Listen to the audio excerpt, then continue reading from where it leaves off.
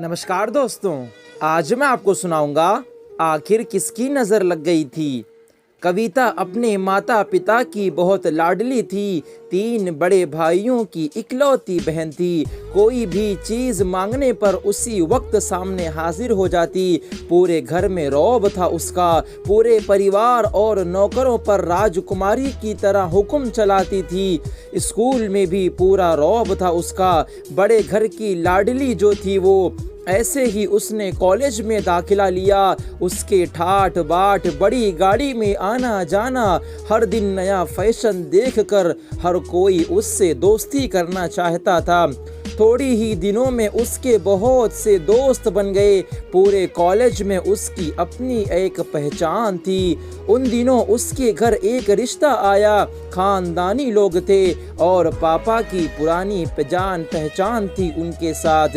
कविता के साथ कोई ज़बरदस्ती नहीं थी, पर कविता ने फिर भी हाँ कर दिया, क्योंकि वो अपने परिवार से बहुत प्यार करती थी। वो जानती थी कि वो लोग उसका अच्छा ही सोचेंगे। लड़के का नाम राज था। राज काफ़ी पढ़ा लिखा और समझदार लड़का था।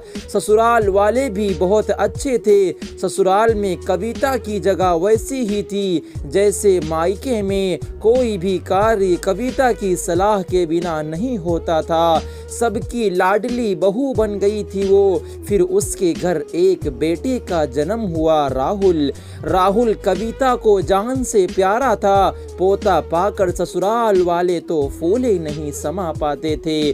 कविता कभी कभी सोचती थी कि उसकी किस्मत कितनी अच्छी है। उसका हर अपना उसे कितना प्यार करता है। चाहे जीवन में कैसा भी समय आए, मेरे अपने हमेशा मेरे साथ हैं। मैं कभी अकेली नहीं हो सकती। कितनी खुशकिस्मत हूँ मैं। पर शायद कविता की खुशियों को उसकी अपनी ही नज़र लग गई थी। एक दिन वो मायके जाने की जिद कर बैठी। राज को बहुत काम था, लेकिन वो फिर भी उसे ले गया। रास्ते में उनकी गाड़ी एक ट्रक से टकरा गई। कविता, राज और राहुल बहुत बुरी तरह जख्मी हो गए।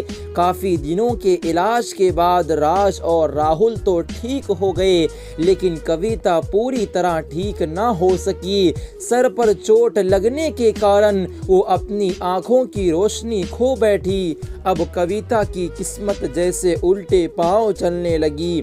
मायके वाले कुछ दिनों तक उसे मिलने आते रहे, फिर कभी कभार फोन ही करके कुछ पूछ लेते। धीरे धीरे ये सिलसिला भी कम हो गया। ससुराल वालों की महानुभूति भी कम होने लगी। घर में किसी को पास बैठने के लिए कहती तो जवाब मिलता, बहुत काम है, अब तुम भी हाथ नहीं बटा सकती। राज भी चिड़चिड़ा हो गया था। बस राहुल ही था उसके साथ, जिसके साथ हंसते खेलते उसका वक्त गुजरता। एक दिन कविता के हाथ से कुछ सामान गिर गया, जिसकी वजह से राहुल को हल्की सी चोट आ गई। कविता के सास ससुर ने राहुल को उससे अलग कर दिया कि कहीं उसके ना देखने की वजह से बच्चे का कोई नुकसान न हो जाए। कविता अंदर से टूट चुकी थी। एक दिन उसने सबके सामने मायके जाने की इच्छा रखी तो राज उसे तुरंत मायके छोड़ आया, जैसे कि वो भी यही चाहता था। लेकिन राहुल को उसके साथ नहीं भेजा गया।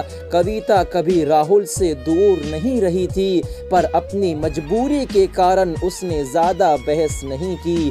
कविता को लगा कि वो 3-4 दिन वहाँ रहेगी तो थोड़ा हवा पानी बदल जाएगा, क्योंकि वो कितने दिनों से कहीं भी बाहर नहीं गई थी।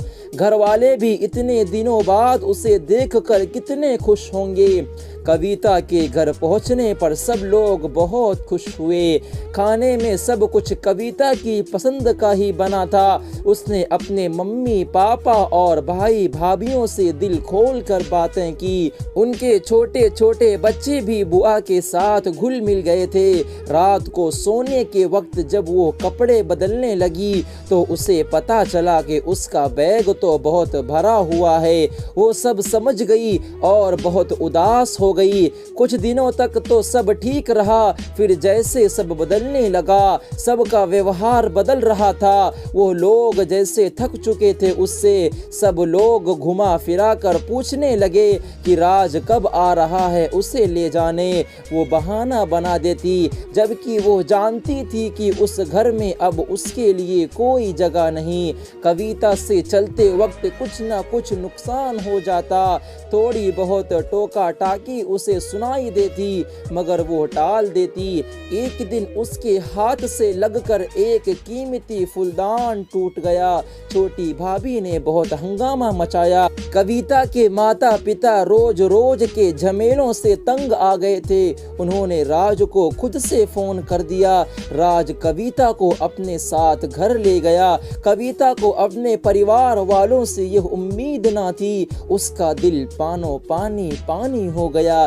जिस कविता के कहे बिना घर में एक पत्ता भी नहीं हिलता था, उस घर के लिए वो अब बोझ बन चुकी थी। राज के साथ ससुराल आते वक्त वो बहुत खुश थी, क्योंकि वो अपने घर जा रही थी, अपने जिगर के टुकड़े राहुल के पास।